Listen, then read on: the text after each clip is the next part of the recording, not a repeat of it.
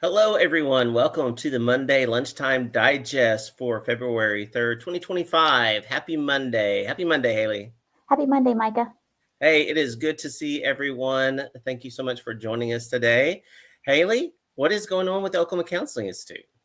Oh my goodness. So we have a lot of incredible things that have been happening the last week or so. And so, first of all, we kicked off our internal family systems therapy consultation group this morning with Dr. Michael Fitzgerald. And so we'll have registration open for one more week for that. We had a very lively group today. I learned a lot from Dr. Fitzgerald as well as the other attendees. And so, if you're interested in connecting with other folks who are learning the modality, you can go to counselinginstitute.com or I'm sorry, counselinginstitute.org and find the registration for the IFS group there. Also, this week on Wednesday, we are going to have our second annual virtual legislative town hall. And so we'll have representatives from 5 different organizations, including the Oklahoma Psychological Association, the Oklahoma chapter of the Case Management Society of America, and many, many more. And so if you are interested in learning about what legislation these organizations are keeping an eye on, as well as learning more about what we can do as mental health providers to make our voices heard and to talk to our legislators about these upcoming bills. You can, again, go to counselinginstitute.org and register today. The town hall is free for Oklahoma Counseling Institute members. And so if you're a member, you can just register at no cost to you. If you can't make it live, we'll also have it available recorded to watch on demand at a later time. But if you're not a member of the Oklahoma Counseling Institute, you can go to counselinginstitute.org, sign up for membership. It's free for the first 30 days. And after that, I know I'm biased because I helped to create it, but I think it's reasonably cost for a whole year worth of savings and worth of free educational events. And so on top of all of that, a few announcements when it comes to our Summer Super Summit. And so early bird registration for our Summer Super Summit wrapped up on Friday, but we still have some great savings. And so if you are a member of the Oklahoma Counseling Institute, you can still save $50 on registration between now and May. So instead of paying $290 for the 2 days worth of continuing education, you'll only pay $240. And so we have just now announced our keynote speakers. And so our keynote speakers this year are Terrence D. Wallace, the Executive Director of NATIC, and Dr. Elsa Soto Leggett, who is the upcoming president of the American Counseling Association. And so 2 fantastic keynote speakers lined up, and we also have the entire speaker lineup available right now. And so if you would like to check out our full speaker lineup, you're going to be in for a treat this year. I think this is the lineup that I'm most excited for yet. We're going to have Dr. Kayla Black coming back doing a live exposure with a real snake. So if you'd like to learn more about exposure therapy, please join us. We'll have, let's see here, Micah is going to be doing an ethics training. We'll also have an ethics training on working with Latin American folks in substance abuse treatment. Terrence D. Wallace our keynote is going to be doing a 1.5-hour ethics on working with substance abuse as well. And so we'll offer over 10 hours of substance abuse specific training, over 3 hours of ethics training, 3 hours of supervision, and lots more. And so if you need those CEUs before June, sign up today. We have lots of room. We are sold out on vendor space though. So if you're a vendor, I'm so sorry we are sold out for this year, but we still have lots of ad opportunities available. So send me an email, hello@edmondcounseling.com, or shoot me a text. I'm happy to send you more information on that. I can take a breath now. Did I forget anything, Micah?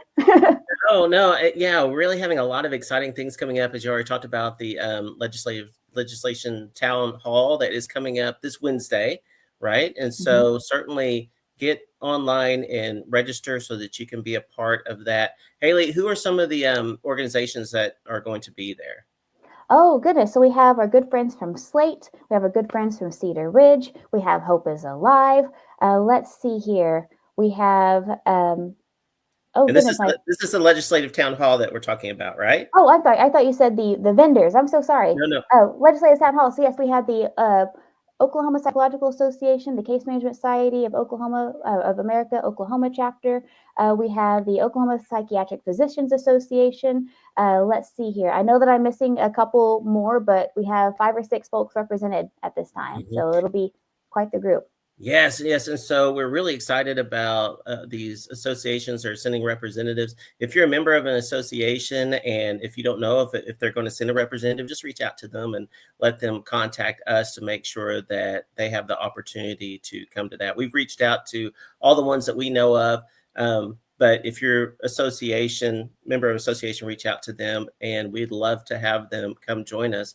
And so we have a lot of legislation that is coming up and some that are really concerning for people. So certainly Hmm. join us for that. And then, as you've already mentioned, the Summer Super Summit is going to be a really exciting time Hmm. with all the presenters that we have there. And then again, this year, we're going to, starting in March, we're going to start doing some in-person workshops and do March, April, and then Summer Super Summit in May, and then also in-person workshops in June. So have a lot going on. So we would love for you to come and join us in as many things as you can. So, Hayley, what's going on in the world of mental health? So, I have one bit of news in the world of mental health. So, this is a study that came out of JAMA Psychiatry. And so, as we might be aware of, a couple of weeks ago, the White House had dismantled any diversity, equity, and inclusion programs in the federal government. And this study came out, I think it's a very timely study. It was published just a couple of weeks ago, where it looked at the mental health of Two Spirit LGBTQIA plus workers in states that had protections for their jobs versus states that did not. So, as you might know, until 2020, uh, the Civil Rights Act didn't necessarily cover job protections for Two-Spirit LGBTQIA plus folks. In fact, there were 12 states that did not give those protections, including Oklahoma. And so the researchers looked at the mental health of Two-Spirit LGBTQIA plus workers in the states that did have those protections prior to 2020 versus the states that did not, again, like Oklahoma and many other southern states. And what they found is that those states that had those protections in place, the workers not only had a significantly improved mental health, but they were 3.5% less likely to have severe mental illness, and they had fewer mental health days. And so it looks like, not only do having these protections in place, not only do they help the mental health of workers, but it could also help in productivity too. If we're not taking off for mental health concerns, if we are feeling more motivated or more engaged because we're not struggling with as much depression or just everyday stress. And it seems like it's a benefit for both the worker and the organization to have these protections in place. And so I think that was a really timely study to be published, as we see many large organizations rolling back those DEI initiatives, that this, might have repercussions on the mental health of our most vulnerable folks. And so I thought that was a really interesting and timely study to discuss. Yes, that is really interesting. Yeah, thank you for that. And, Yeah. I know that there's a lot of legislation that is coming up here during this 2025 legislation session. And so, if you haven't had a chance to check out our legislation tracker, then encourage you to do that. I'm going to try to share my screen here really quick. So if you go to our website at counselinginstitute.org, and you'll click here, Oklahoma legislation. And whenever you click there, then we have our legislation tracker. And so you're able to look at these different legislation and where they are in the legislative process. And so as you click on here, you'll be able to look and read more about the legislation, again, see where it is in the process, and just be able to help keep up with what is going on during this session. And so also the other thing is we have a couple of links here that, how to find your legislator. You can click there. And then also Healthy Minds, they recently released their mental health bills to watch. And then we also have the Oklahoma Psychological, their association, their legislative objectives that have listed on their website. And then also their push for prescriptive authority for psychologists and their reasoning and rationale behind that. So certainly check those things out at our website, counselinginstitute.org. And so, Hayley, what are some of the well, let me just preface it with this. So some of the things that have just really gotten a lot of attention on social media right now are a couple of bills. And one is this one that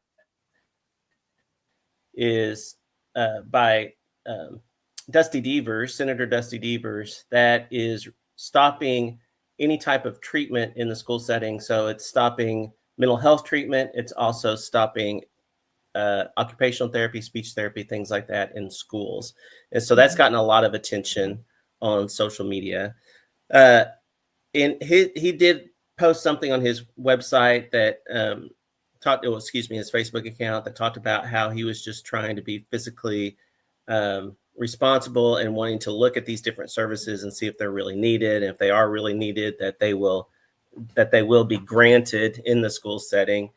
But if you just read the bill just outright, it doesn't seem to state that. He says that they're looking to amend parts of the bill. So anyway, that is something that's really gotten a lot of concern from people. Hayley, do you have any thoughts on that?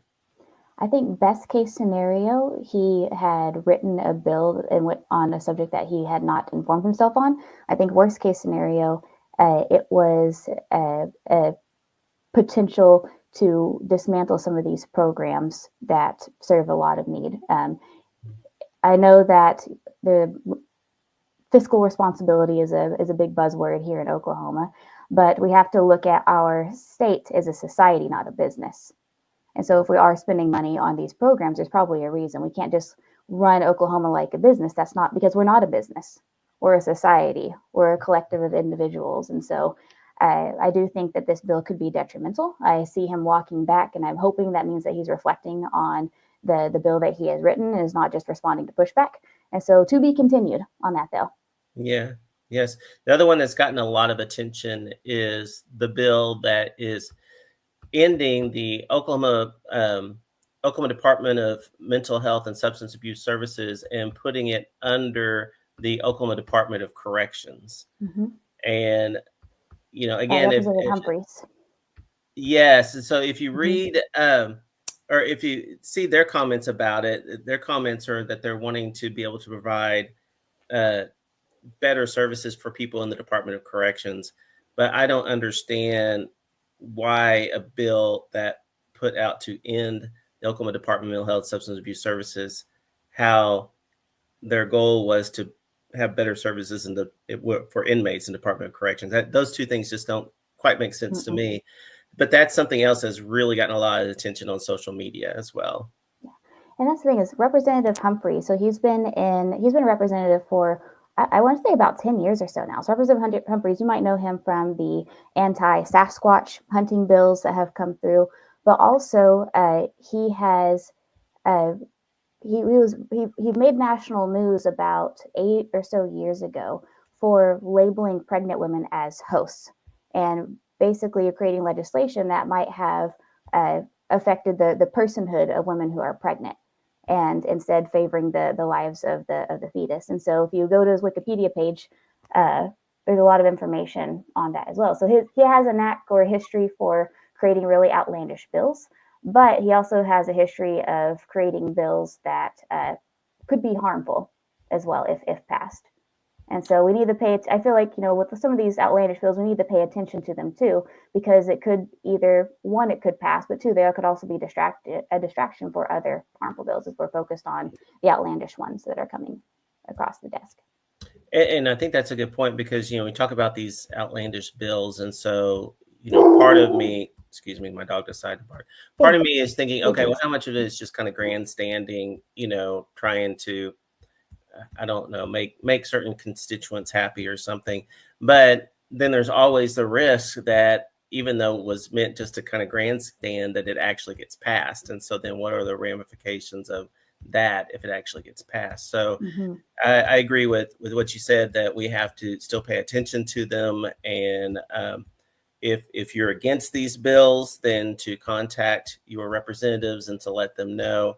If you're for them, then contact your representatives and let them know on that too. But to let them know about you being for or against these bills, and as you've already stated, also paying attention to other things that may end up not getting as much attention but slide underneath the radar.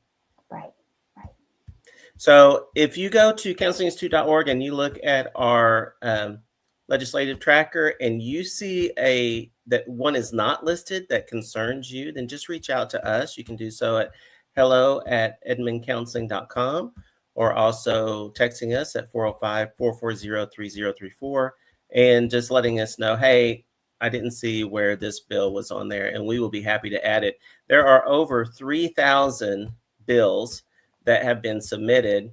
And one of our staff members, Amanda Beck, she spent about 10 hours or so combing through all of them and picking out the ones that she saw that looked like it would be of interest to mental health professionals. So certainly going through 3,000, we may have missed one or two. So if there is one that you're interested in that you feel like that we did not catch, then please just reach out to us and we'll be happy to add it. And shout out to Amanda. Thank you, Amanda. Yes, thank you so much, Amanda, for doing that. All right. So, Hayley, do we have a winner for our weekly drawing this week? We do. This week's winner is Cheryl Greider Jackson. Thank you for liking, Cheryl. Hey, congratulations so much for doing that. So what does she win, Hayley? So she wins a free training, free on-demand training from the Oklahoma Counseling Institute. And so, Cheryl, if you'd like to send us an email or shoot me a text, again, hello@edmondcounseling.com or 405-440-3034. Tell us which on-demand course you'd like from the Oklahoma Counseling Institute's catalog, and you can find that on counselinginstitute.org. Then I'm happy to add that to your account. And so you can also, if you're interested in any of our courses and you haven't won this week, you can still check those out on counselinginstitute.org under the CEU tab.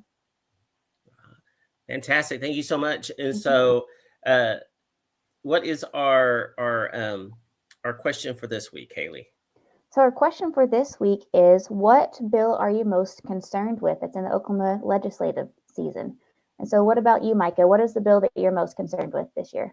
Oh, my goodness. I mean, there are those ones, I think, as we've already talked about, that I'm concerned about.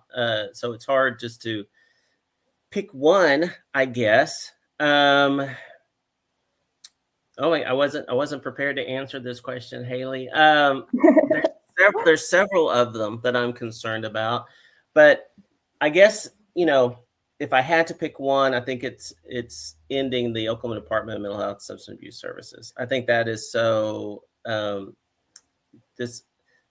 reckless to just get rid of that and all the good work that they do. And I know, being a huge government department, I'm sure that they're not perfect on things and things like that. I'm sure they have their critics, but at the same time, all the good work that they do in trying to provide mental health services for our community, I think is really, really needed. And to try to put it under the Oklahoma Department of Corrections, which I think basically is just saying, hey, people with mental health needs should be treated like criminals. That's at least what on the surface, what that looks like, which certainly is not the case. And that's the one, I guess if I had to pick one, then that would be the one I would pick. So Hayley, how about you? I am the same, and for the reasons that you've said, plus more. I think that this is one of those bills where a lawmaker is trying to stretch their power. And I think that in the political climate we have right now, a lot of lawmakers, no matter which side of the spectrum you're on, are trying to see how far we can push their power. And so I feel like this is, if it is a joke one or one that is, just to, I think you called it grandstand, Micah, then that's concerning because it definitely could be passed. But if not, then this is an opportunity for us mental health professionals to be engaged, to stay informed, one, but two, reach out to Representative Humphreys and reach out to our own lawmakers as well to let them know that, hey, this is not okay. Because we also have a voice. We also have a lot of power as mental health professionals. And, part of our code of ethics is that we need to be an advocate too. Our role is not only helping the individual, but helping the mental health of society at large. And so this is one of those opportunities for us to do so. And so that's why I'm concerned about it, though. Yes. Yeah. Thank you. So, Hayley, how can people be a winner? So they can be a winner by liking this post, commenting their answer to the question on this post, or sharing this post. And every time you do one of those three things, not only do you help us grow, help us be seen by others, we also get entered into the drawing for next week's prize. And so you do all three of those things, you get 3 chances. So please do so. Oh, yeah. So please do those things and you'll have a chance to win. And as always, anytime that you tell a colleague about us, anytime that you attend one of our on-demand courses or live webinars or in-person trainings, you are helping to support the mission of providing quality continuing education for mental health professionals. So we thank you guys so much for doing that. And everyone have a good week, and we will see you next week. See you next week. All right. Bye, everyone.